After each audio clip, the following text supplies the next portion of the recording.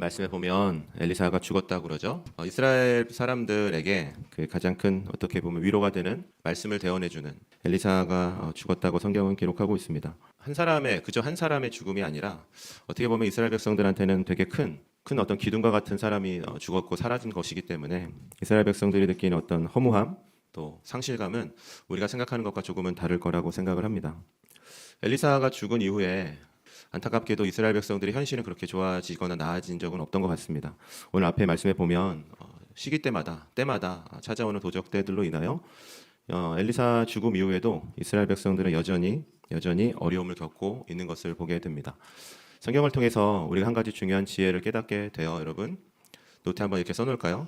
특별히 성경 수업 시간이나 이런 시간을 통해서 우리가 날마다 기억하고 또 잊지 말아야 한다고 얘기했었던 것은 우리 삶의 고통들은, 우리 삶의 어려움들은 이게 쉽게 끝나지는 않는다는 겁니다. 우리 삶에 날마다 힘듦이 있고요, 날마다 어려움이 있고, 오늘 아침 지금 9시 정도 됐는데 하루 눈 뜨고 아침에 이 자리에 오기까지 큰 어떤 어려움이 있겠냐, 일어난 지 얼마 안 됐는데 나는 어떤 수치적인 것으로 인생을 생각할 때도 있지만, 사실 시간과 상관없이 또 공간과 상관없이 우리 삶에 앞에 있는 말씀처럼 매년 찾아오는 도적들처럼 우리를 매일마다 힘들게 하고 어렵게 하는 일들이 분명히 있다는 것이 우리 인생의 모습이라고 생각을 합니다.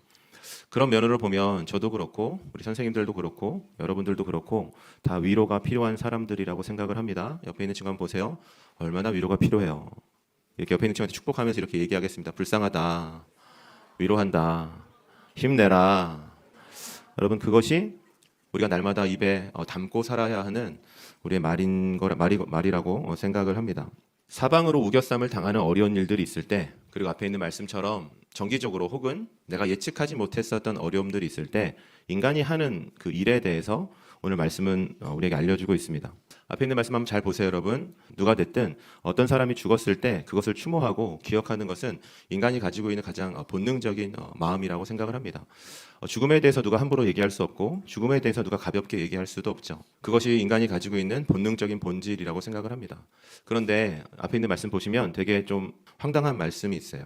21절 말씀, 죽은 사람을 장례하고 그것이 가족이 되었든 어떤 사람이 되었든 죽은 사람을 장례하는 과정 속에서 도적들이 쳐들어왔다라는 말씀이 있어요. 그런데 그것을 보고 두려웠던 나머지 사람들은 엘리사가 묻혀 있었던 묘실, 쉽게 얘기해서 우리의 무덤이라 친 무덤에 그 사람을 급한 마음에 집어 던지고 도망갔다라는 얘기예요. 여러분 노트에 써놓으세요. 급한 나머지라는 단어의 의미가 있어요. 물건처럼 집어 던진다는 거예요. 사람에게 쓰는 단어가 아니라 물건처럼 집어 던진다. 공을 집어 던진다. 뭐가 있을까요? 쓰레기를 집어 던진다라는 것처럼 아무런 어떤 의미 없이 나에게서 치워버리는 행위를 급한 나머지라는 단어가 상징하는 단어의 의미입니다. 그래서 앞에 있는 말씀을 그래서 이렇게 풀어서 얘기하면 여러분 이런 거죠.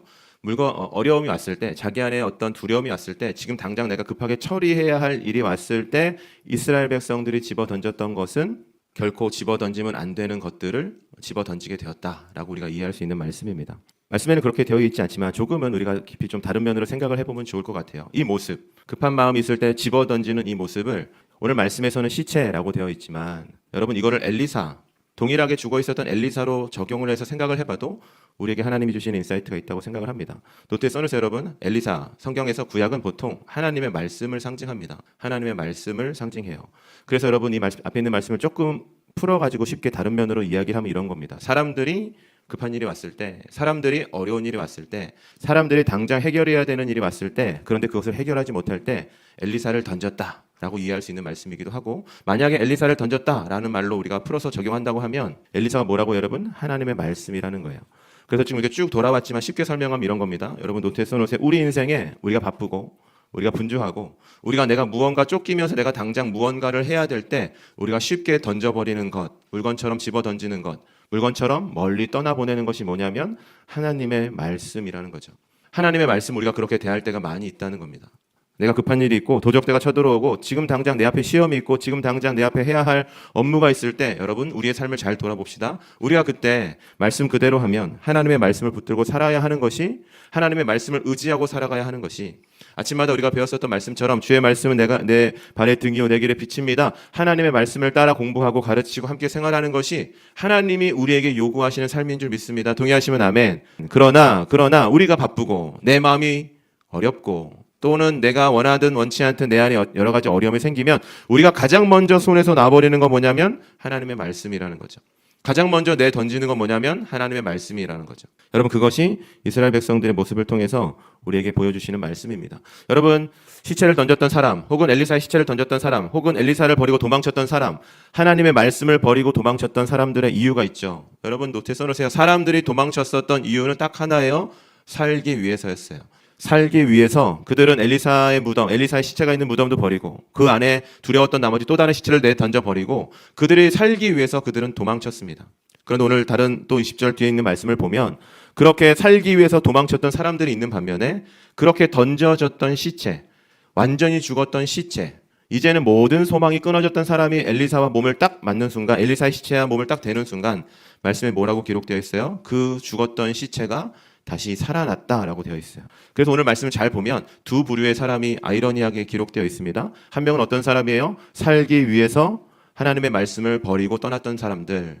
또 다른 사람들은 소망이 끊어지고 절망 가운데 이제는 아무런 소망이 없는 시체 같은 삶 속에서 다시 엘리사, 하나님의 말씀을 만나게 되었을 때 살아난 사람들. 살기 위해서 도망쳤던 사람들은 어떻게 됐을까? 이 말씀, 이 엘리사 묘실에 시체를 던지고 도망갔던 사람들의 기록은 더 이상 기록되어 있지 않아요.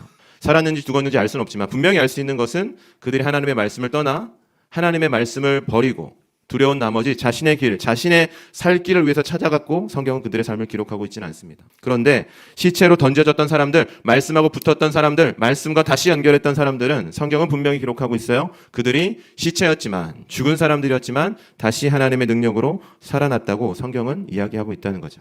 사랑하는 여러분, 오늘 말씀의 내용, 핵심을 한번 기도 제목처럼 써놓고 정리를 합시다. 말씀을 떠나면 죽습니다. 그러나 말씀에 붙으면 반드시 살아납니다. 그것이 오늘 우리에게 주시는 하나님의 귀한 말씀이라고 믿습니다. 우리에게도 적용해 볼 수 있다고 생각해요. 공부하기 너무 바빠요. 말씀 볼 시간이 어디 있습니까? 내가 일하기도 바쁘고 살기도 너무 바빠요. 잠을 자고 차라리 1시간, 2시간 좀 나의 뇌를 쉬게 위해서 뭐라 그럴까요? 릴스를 보거나 게임을 하거나 다른 걸 하는 게 훨씬 더 효율적이지. 교회 와서 주일날 학교에서 아침 1교시 예배 말씀을 한두 절 읽고 암송하는 것만으로도 충분하지. 내가 어떻게 굳이 왜 그렇게 수고하고 노력해서 따로 시간을 내어 말씀을 읽어야 됩니까? 라는 의문이 여러분에게 있을지는 모르겠습니다. 기도 제목처럼 써놓은 우리가 두 줄로 써놨었던 오늘 말씀의 핵심이 여러분의 질문의 답이 될 거라고 생각을 합니다. 말씀을 떠나면 죽습니다. 말씀을 떠나면 의미 없는 삶을 살아갈 수밖에 없고요. 말씀을 떠나면 시체를 던지고 도망쳤던, 살기 위해서 도망쳤던 인생들처럼 사라지는 인생이 될 수밖에 없다는 것이 성경의 가르침입니다. 반대로 생각을 해봤으면 좋겠어요. 저 보세요, 여러분. 만약에 그 방 안에 엘리사가 죽지 않고 살아있었으면 어떻게 됐을까? 한번 생각해 보세요. 만약에 그 안에 하나님의 전능하신 능력을 가지고 때로는 엄청난 권능으로 적군을 물리쳤었던 하나님의 선지자, 하나님의 말씀이 그 방 안에 있었다고 했으면 이스라엘 백성들은 어떻게 했을 것 같아요? 잘은 모르지만 아마도 그 말씀 앞에 나아가서 그 선지자 앞에 나아가서 우리가 어떻게 하면 그동안 보여줬던 모습처럼 쳐보세요. 우리가 어떻게 하면 살아갈 수 있겠습니까? 물어봤을 겁니다. 듣고 계시면 고개 끄덕끄덕. 그런데 이 사람들이 버리고 갔어요. 그 이유가 뭘까요? 그 사람들이 알고 있었다는 거야. 뭐를? 엘리사는 이제 죽었다는 것을 알고 있었다는 거야. 무슨 말이에요, 여러분? 더 이상 하나님의 말씀에 기대할 수 없구나. 기대할 필요도 없구나. 이제 이건 다 끝났구나. 이 하나님의 말씀은 나에게 더 이상 은혜를 주지 못하는구나. 이 하나님의 말씀은 더 이상 나에게 비전도 주시지 못하는구나. 세상적인 방법을 찾아야지. 세상적인 길을 찾아야지 내가 살 수 있겠구나. 도망친 이스라엘 백성들이 그렇게 생각했다는 거죠. 생각해보면 되게 나쁜 거죠, 여러분. 하나님의 말씀이 살아있고 그 말씀에 능력이 있고 예배 가운데 은혜가 있으면 어떤 사람들은 예배 가운데 모든 것을 거는 것처럼 행동하기도 합니다.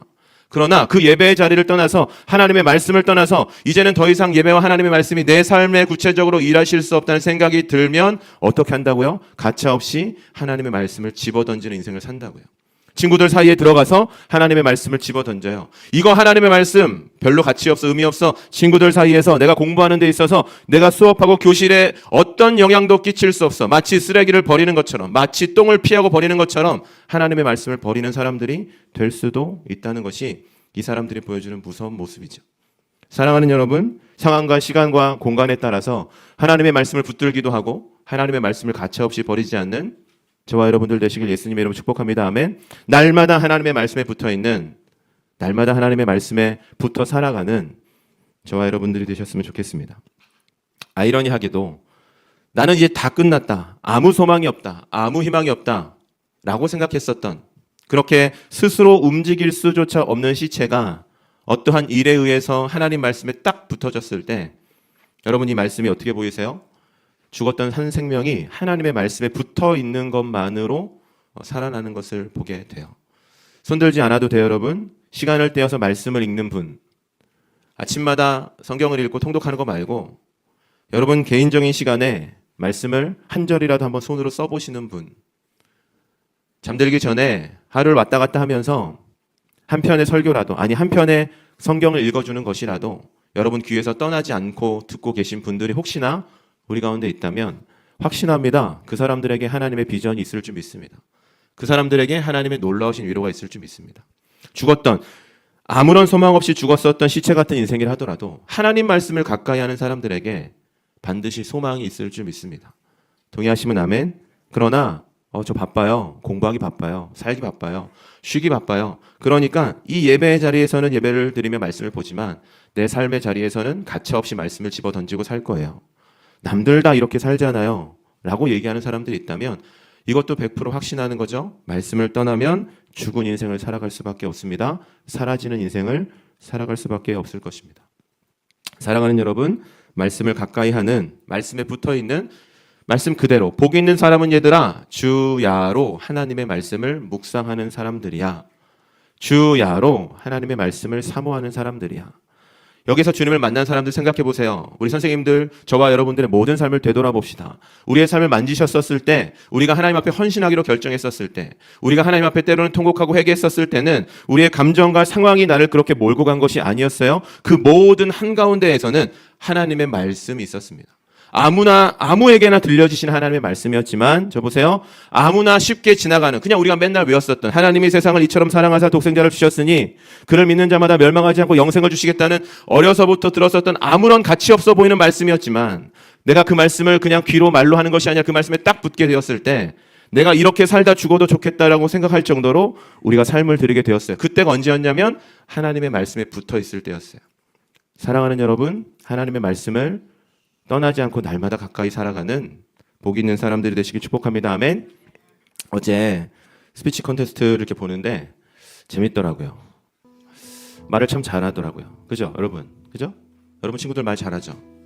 그리고 자신감 있고 당당하고, 뭐 영어에 어떤 잘한다 못한다 이거는 제가 논할 건 아니지만 보면서 그런 생각이 들었습니다. 저렇게 말을 열심히 하고 잘하는데 그런 생각이 들었어요. 저 말이 하나님 말씀에 붙어있는 말이면 좋겠다라는 생각을 했습니다. 말을 엄청 잘하는 사람 세상에 많죠, 여러분. 그리고 말을 더 잘하시길 바랍니다. 영어가 됐든 한국말이 됐든 어떤 말이 됐든 여러분 실력과 여러분 능력이 탁월해지시길 예수님의 이름으로 축복합니다. 아멘. 그렇게 되고 싶은 사람은 큰 목소리로 아멘. 그런데 여러분 그것이 반드시 하나님 말씀에 붙어있기를 예수님의 이름으로 축복합니다. 그런 생각이 들었어요. 하나님 말씀을 떠나면 저게 과연 무슨 의미가 있을까? 세상에는 하나님의 말씀을 떠나서 소음처럼 들리는 수많은 말들이 있는데 그런 말을 수만 번, 수백 번, 수천 번 아무리 탁월하게 한들 그것이 과연 우리 배움과 우리 공동체의 목적과 우리가 이렇게 열심히 수고하는 이유와 무슨 상관이 있을까? 우리 선생님들 그 수고를 하는데 과연 무슨 의미가 있을까? 사랑하는 여러분, 영어를 말하는 것도 마찬가지고 공부를 모든 걸 하는 것도 마찬가지고 잘하길 축복하고 성실하길 축복합니다. 그런데 그 모든 배경과 말하는 것과 행동하는 것과 아는 모든 것의 밑바탕의 뿌리에는 반드시 하나님의 말씀이 있기를 예수님의 이름으로 축복합니다. 아멘. 그런 사람이 얼마나 됐을까를 어제 말씀을 준비하면서 기도했어요. 집에서. 하나님, 스피치 콘테스트 우리 아이들 했는데 말씀 보고 한 친구가 있었으면 좋겠습니다. 기도했으면 좋겠습니다. 말하면서 연습하고 달달달달 외우는 거, 그거 모든 아이들이 다 하고 그렇게 세상의 모든 사람들이 그렇게 다 살아가는데 그런 거 말고 과연 그런 친구가 있었으면 좋겠고 있기를 바랍니다라는 마음으로 기도했습니다. 우리 여러분, 모든 배움에 하나님의 말씀을 붙들고 살아가는 우리가, 저와 여러분들이 되시기를 예수님의 이름으로 축복합니다. 아멘. 이 시간 같이 기도하겠습니다.